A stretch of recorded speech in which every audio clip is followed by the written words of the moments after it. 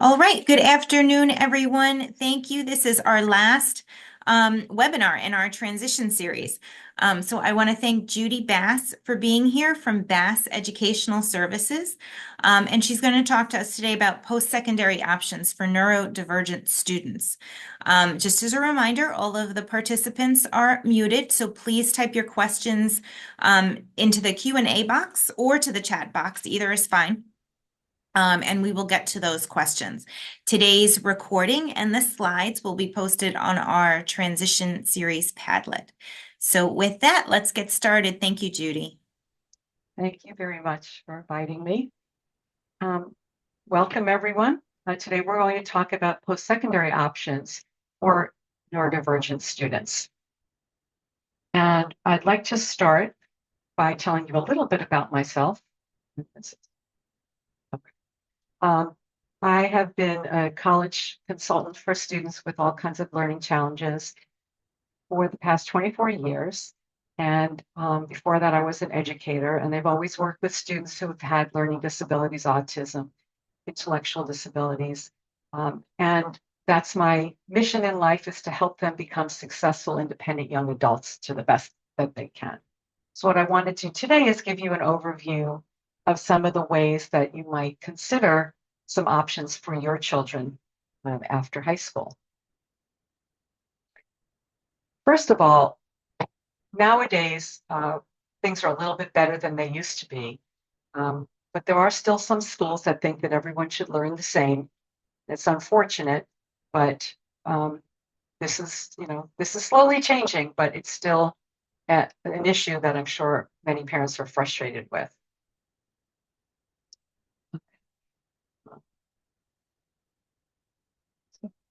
Sorry. So the next area I want to talk about first is fostering independence and self-advocacy, and ways that you can do that at home. And I like quotes, so I've got a few quotes here that you can all look at. Abigail Van Buren's is a good one about responsibility. And independent life skills can start as early as 2, 3, or 4 years old.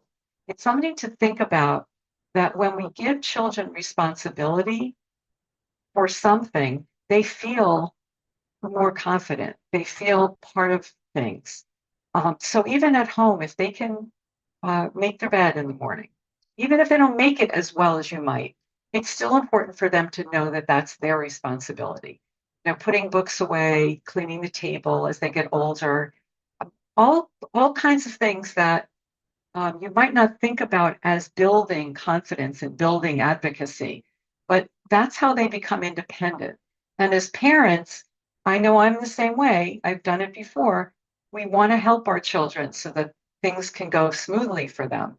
And we do a lot more for them than we really need to. So I'll give you another example. When you take your child to the doctor, and the doctor looks at your child and says, "How are you feeling today?" Who usually answers? It's usually the parent. Why not let your child answer? And you can always fill in with whatever is left. Even a 3-year-old or a 4-year-old can say, "My tummy hurts, my head hurts," whatever it is they say, but their voice matters. You're letting them know that their voice matters. And that's how you build self-advocacy from an early age. Even in a restaurant, letting them order food, having them talk to the waitress as they get older. All kinds of activities that you can think about of helping them and sort of coaching them in how to do that. As they get older, there are more opportunities. By the time students graduate high school, they should be able, at least be working on many of these things. These are essential life skills. Waking up in the morning by themselves. That means it could be an alarm. It could be 2 alarms. A lot of times I recommend putting a radio or music at the other end of the room with some music that they don't like. And maybe that will get them to get up and at least turn it off. There are all kinds of gadgets. There are flying helicopter alarms. There's all kinds of things. If that doesn't work and you still need to get your child up, If your child is taking medication for ADHD, let's say, another option is to wake them up, give them their medicine, and then a half an hour later, when the alarm goes off, they're more likely to be able to respond and get up. That's something too. But it's a process. It's not something that happens overnight.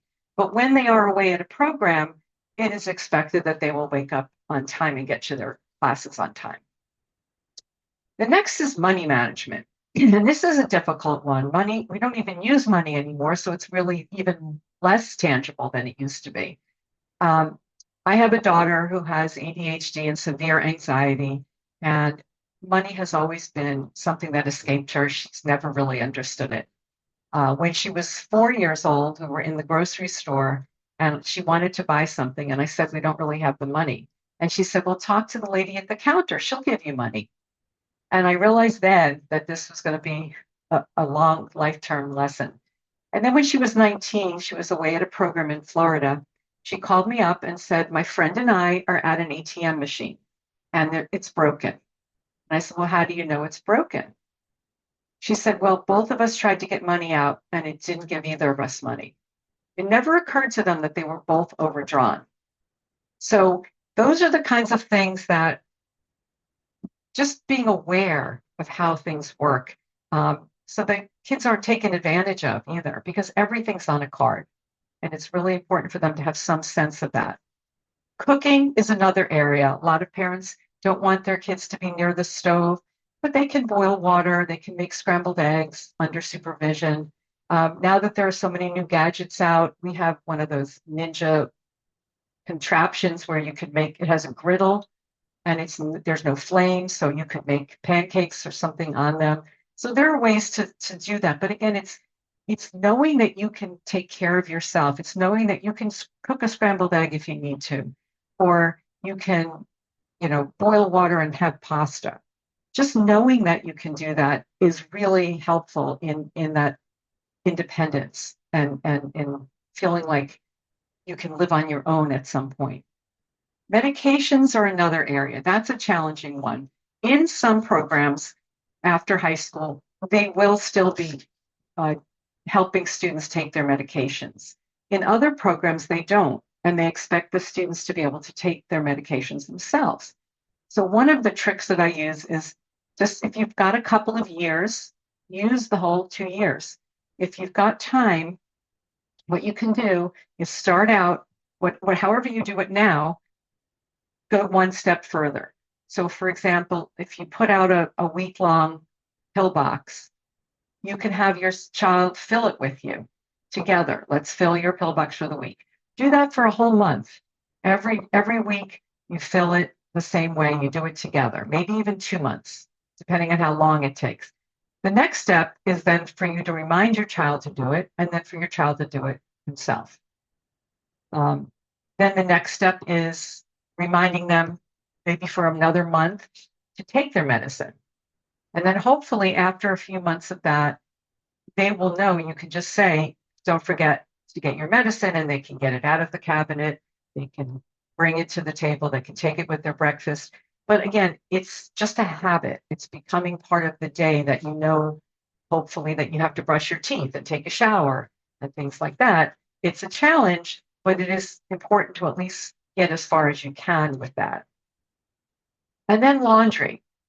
This is a simple one, even though it doesn't seem like it. Teaching them how to put laundry in, how to push the buttons, and how to fold laundry afterwards. Just, if they just do their own laundry, that's fine. But again, it's a sense of accomplishment. If they are doing that, it's going to feel like a much better, more sense of independence. All right. So fostering independence and self-advocacy is sort of the precursor, the pre-readiness for college. How do you get these students college ready? Okay. For me, the most important area to consider is the balance between academic ability, emotional regulation, and social skills or social ability.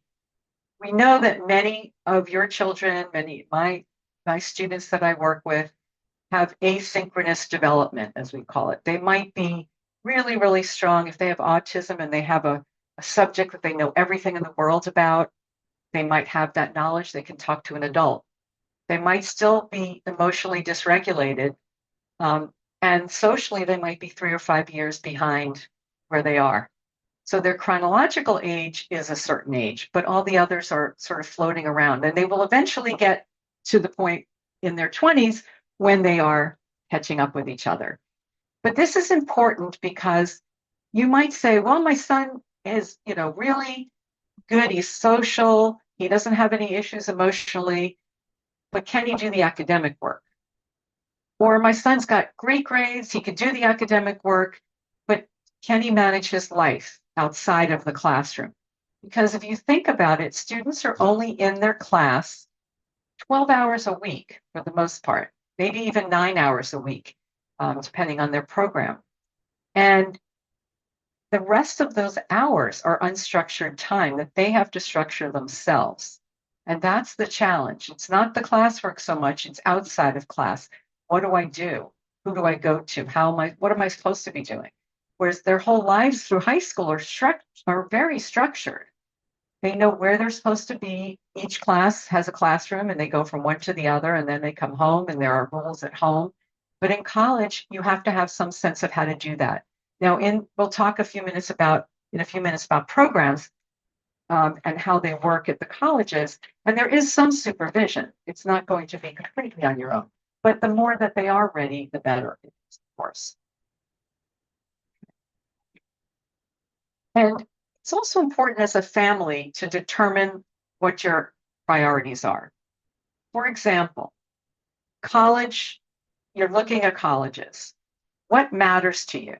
Because if you go to a college and it's a beautiful day, you have a great tour guide, it's a gorgeous campus, does that matter if it doesn't have the support you need, or it's really far from home, or the classes are large, or it's in the middle of a city?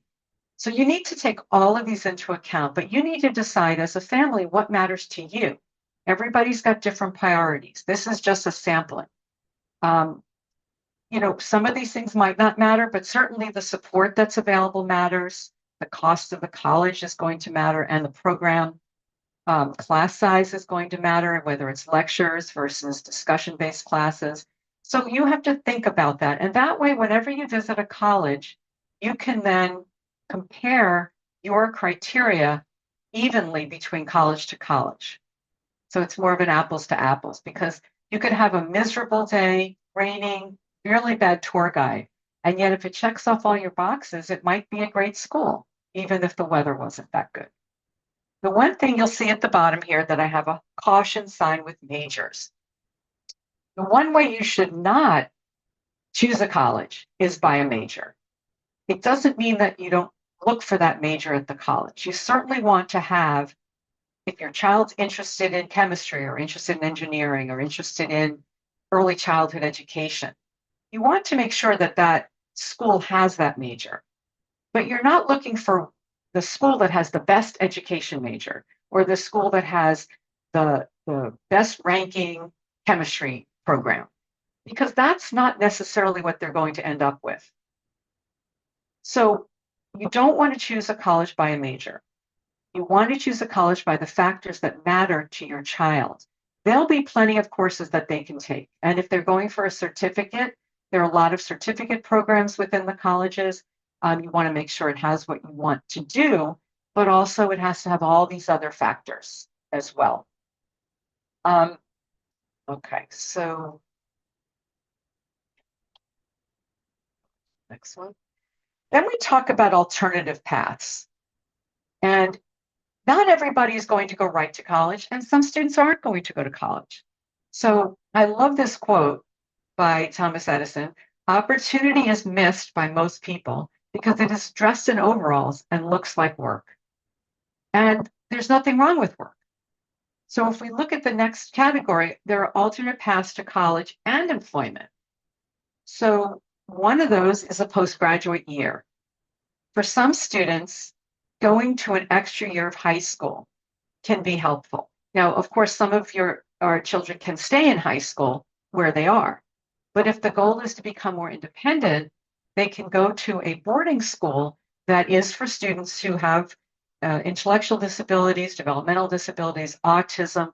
There are a variety of programs that are out there as options that spending a year there, but in a boarding school setting, would give your child a chance to have independence with a lot of supervision.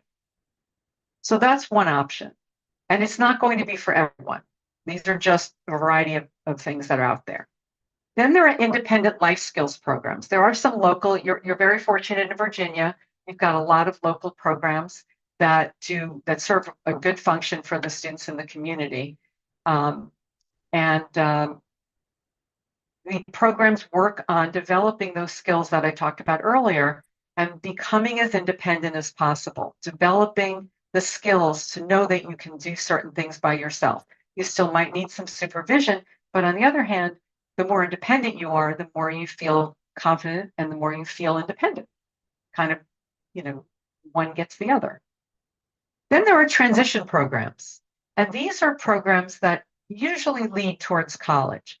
They can be similar to independent life skills or postgraduate year. They can be a combination. They could have a college class involved. They might just be on executive function development and maybe some life skills development. But there are lots of things that you could be doing to prepare to go to college. And then there are internship programs. And you may know of Broad Futures, which is in our area. And Broad Futures is a wonderful internship program where students can live at home, and there's a summer program and a winter program. And they get internships locally, but they're part of a group, and the group does all kinds of activities together. The students are learning how to be employees. They're learning some skills about resume building, about social issues, and it can be a really good experience. And they run, I think it's 6 weeks in the summer and maybe 8 or 10 weeks in the winter program. You can just go online to broadfutures.org, I believe it is. So those are some options that are alternates. And then if you look at the path to success, remember that there is no one path to success. Everybody moves at their own pace and in their own way. So all of these students are leaving high school. They might take a gap year and work or travel if there's a program that would be appropriate for them. They might go to a life skills program, a PG year, or a transition program. But then from there, they still have options. Maybe they're still not ready for employment or college, so they take another gap year or they go to a life skills program, and then they either go to a job or go to college. So it's a very gradual process, and there's no one way to do it. All of these are valid ways to do it, and you just have to see what your child needs and what the best steps are for that. And it could be several years. I work with students who have, most of the time it's students with ADHD who come to me at 25 or 30 to say they want to go to college. They either flunked out in the beginning or realized they couldn't do it. And after having a job for a few years and building some confidence, they say, you know what, I really can do this. I'm going to give it a try. And so college can come at any age, and the programs will be there. And fortunately, there are more and more programs every year. And so let's talk about some inclusive college programs. Temple Grandin, who many of you know, has autism. Acceptance is the key to unlocking the potential of every person. And everything starts with acceptance. And a lot of these programs have come about because people have recognized that everyone deserves a chance in life to become independent as much as possible and to have an education as long as they would like to. And so you may have heard of Think College, which is it's a database of colleges that offer support and programs for students with intellectual and developmental disabilities. And these are just some different terms that they're the overall term of transition and post-secondary programs for students with ID, TPS-ID, is an overall picture of the grants that are being offered. So there are inclusive college programs where students are living in dorms with students who are neurotypical, they have mentors, they go to classes with the students. They might be on the softball team or the basketball team and the intramurals or things like that, where they get to play with other students. They might be in clubs, and they're taking part as a member of the community at the college. In some programs, they take classes for credit. In some programs, it's not credit. In some programs, they can get credit, but their work is modified. So there are so many different ways that it can be done. This comprehensive transition and post-secondary program is a new program that they're just where they're accrediting these programs. And I think that's really exciting, that when the programs are accredited and they've gone through the scrutiny of accreditation, you know that it's a quality program. Not that the others aren't, but you start to know after a while. But there's only one or two that have gotten through it yet. It's brand new. Okay. And Think College is their website down here. You can look at that. I'm going to try to show you a video. If not, the link is here and you'll get it when you get the PowerPoint slides. It may not have the sound. That's what we're most concerned about. So I'm going to try it and see if anybody can hear it. Judy, we can't hear it. Okay, okay. Do you want to stop sharing your screen for a minute Yes. and let me just try, and I'll see if I can Sure. get it.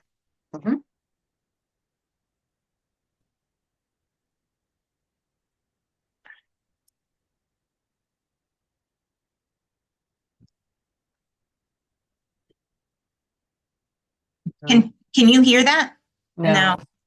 But you know what I'm going to do? Let me go back to sharing and see if I can get that part that I was looking for to open up the options, see if it works now. No. For some reason. Okay. Unfortunately, it's a really great great website altogether. The video talks about it's students with intellectual disabilities talking to you about their experiences. Some of them are funny, are cute. Some of them are really serious. They have a lot of great things to say. They're happy with these programs, and it's really worth taking a look. So you'll see it's the thinkhighered.net. Okay. Am I sharing now? Yes. Okay. Okay. I think I have to go. Oh. Okay. So there are some of these programs that have been around for a long time. We may know of the REACH program at College of Charleston. It's been around for many, many years. Pathways at UCLA, George Mason Life, REACH at University of Iowa, and the STEP program at East Carolina. These have been around for a long time. They unfortunately limit the enrollment to 12 to 14 students, which makes sense in a way because you want to have, be able to implement the only ones. And so look, they would have to enroll or apply to 6, 7, 8 programs and sometimes get into none of them. And so fortunately, through federal funding and grants and Think College and other organizations working together, they've been training programs and they've been developing programs. And there now are more than 300 programs across the country that work with students with intellectual and developmental disabilities. Georgia Tech has one. Clemson has one. And so you can go on to Think College. You could look up by state or by region or by whatever you're looking for by topic, and you can find colleges. And generally, the cost of the program is the same cost as the student going to college there. So usually there isn't an extra cost. What's happening with these programs that are getting accredited is once they're accredited, then you can apply for federal aid, which is why it's such a big deal. So being able to apply for federal aid, even though it might be a certificate program, is huge. And then you're in the same place as other students who are going to college for credit, for example. All right.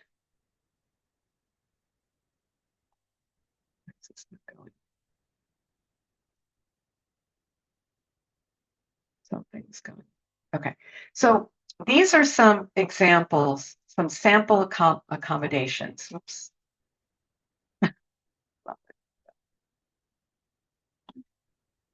Okay. These are just an idea of some sample accommodations that students get. One of the nice things about students going to colleges with intellectual disabilities is that they're generally at colleges that already have good support for students who might have ADHD or dyslexia and are taking 4-credit classes.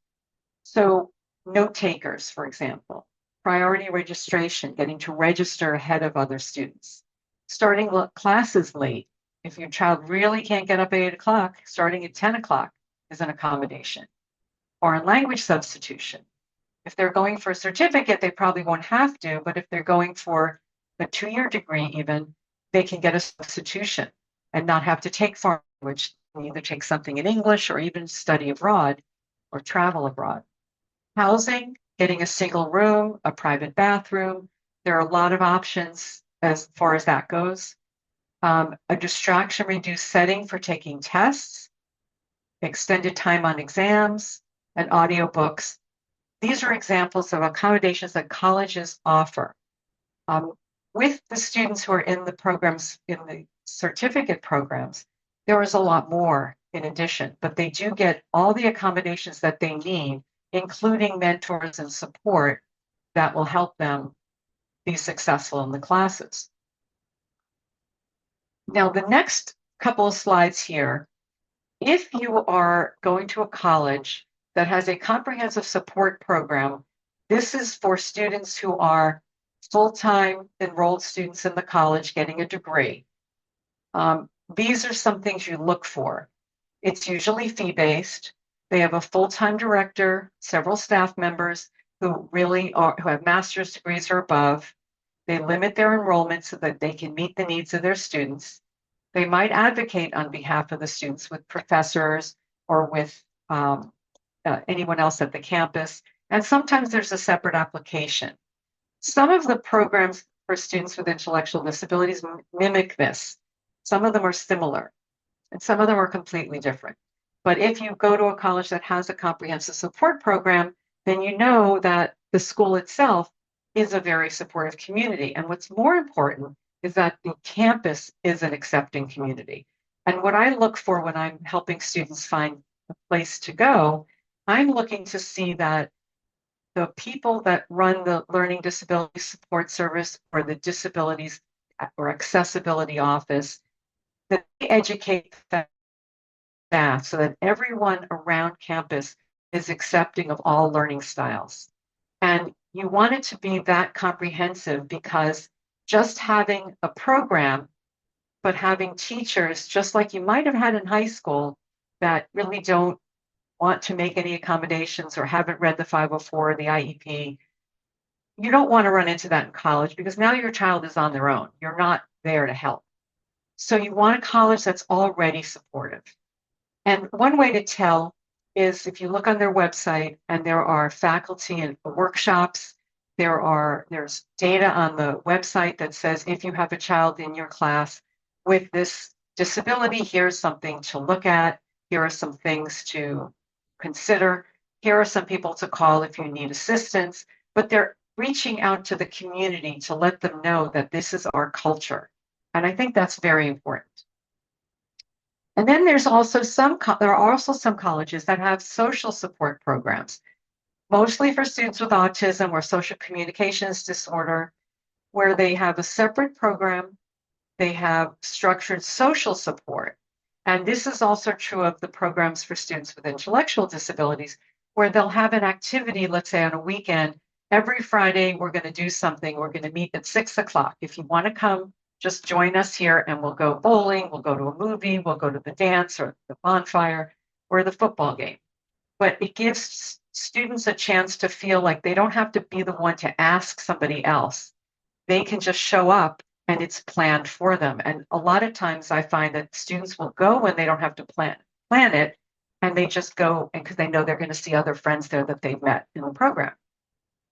The learning specialists act like case managers. They really do get involved with the professors. They make sure that everything is going well for the student. They facilitate tutors and whatever else they might need.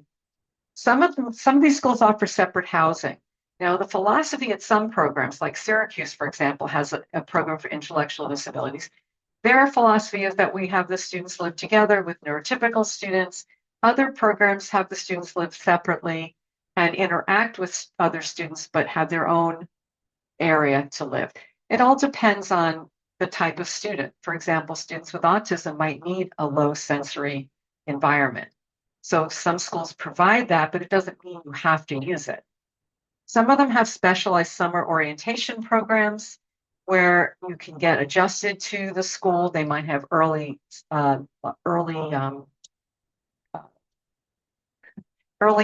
coming in early to school and setting up your room and being there on campus and learning about what's going on the campus before the other students get there. And then they'll have EF coaching 3 to 5 hours a week on a consistent basis, somebody to check in over time every week to make sure that you're staying on top of the work and that you're managing it and you're not feeling overwhelmed. So this is just an example of the social support that comes along with the programs that we're looking at for intellectual disabilities, programs for students with autism with or without intellectual disabilities, and programs for students who have ADHD or learning disabilities. So there's a wide range of them. All right, so that's what I have to talk about today. What I'd like to do is answer questions. Hopefully you have some in the chat. Continue to add them. And I also am available at any time. If you want to email me, I'm happy to answer questions if something comes up. People email me all the time if they see an article I did or a presentation like this. They'll send me an email. I'm more than happy to help you or at least direct you to the right person to help you. And, I'm happy to do that. So I will stop sharing, I guess, and Diane will take over and let's ask some questions. Judy, thank you. Well, people are thinking about questions they want to ask you.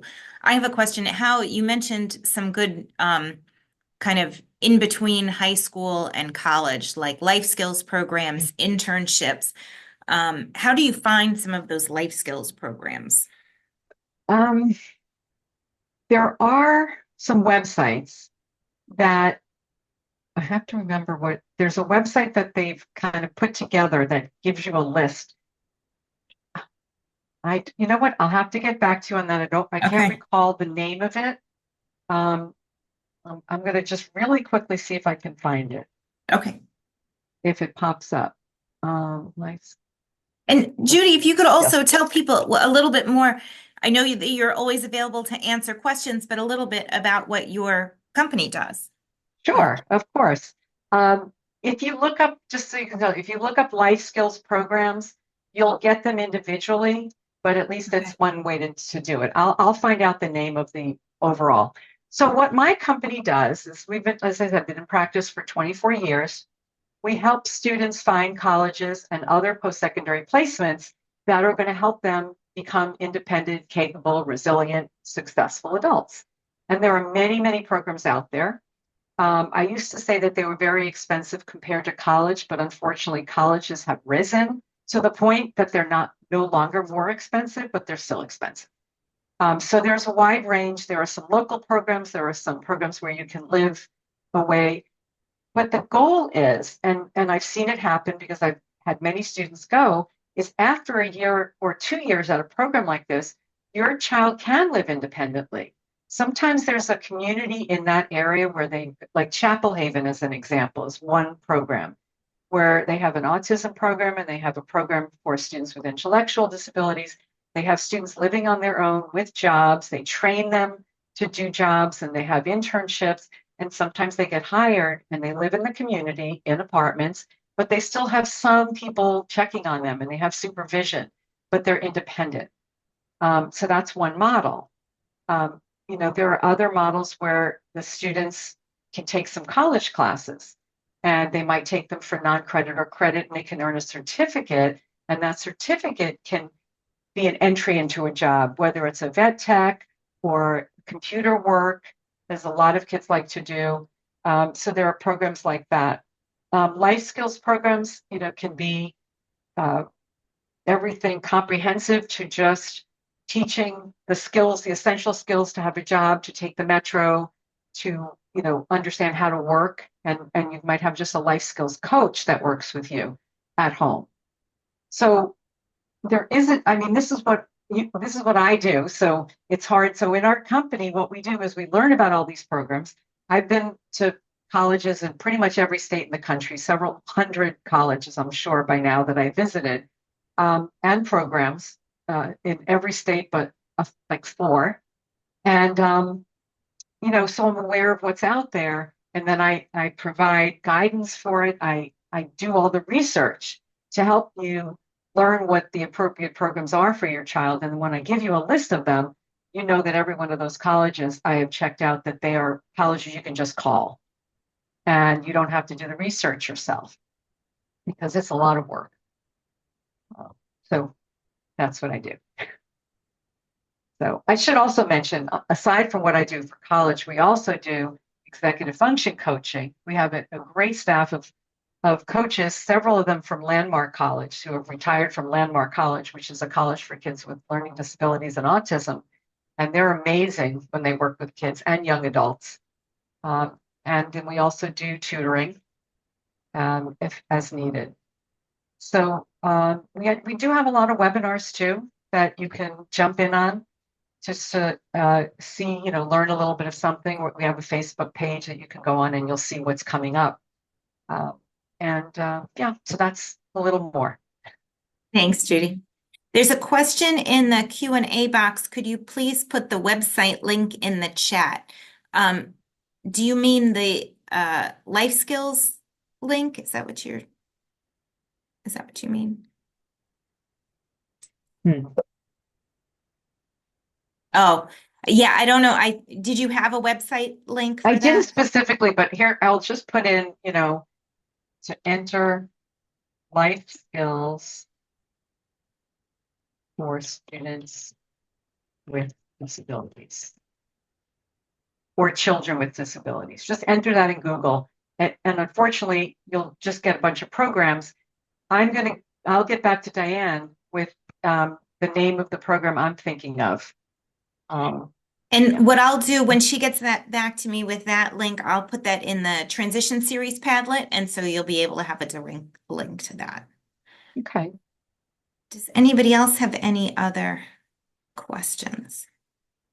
Well, if you think of anything later, please feel free to contact me.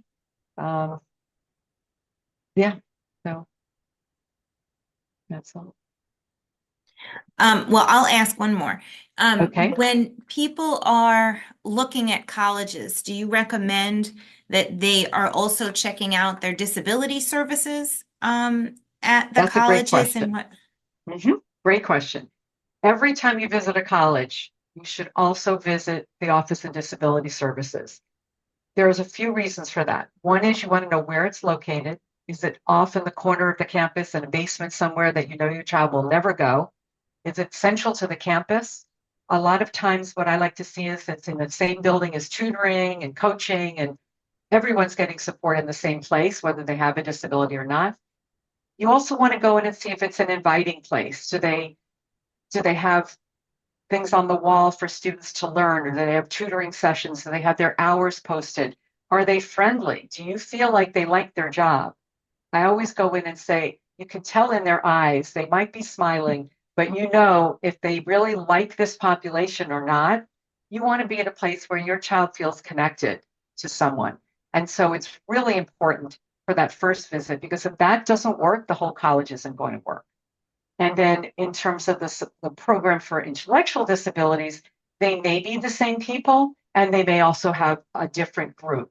And so I would recommend visiting both of those if you have that option. But absolutely. And if you are applying to college, the admissions office and the disabilities office have no connection.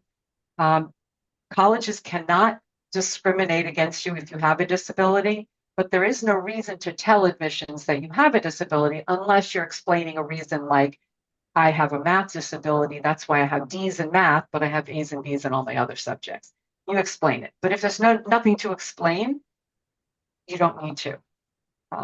And the people in learning support are there to support you and help you. And so for the most part, they want you to come and they want you to be able to help you. Thanks, Judy. Any other questions?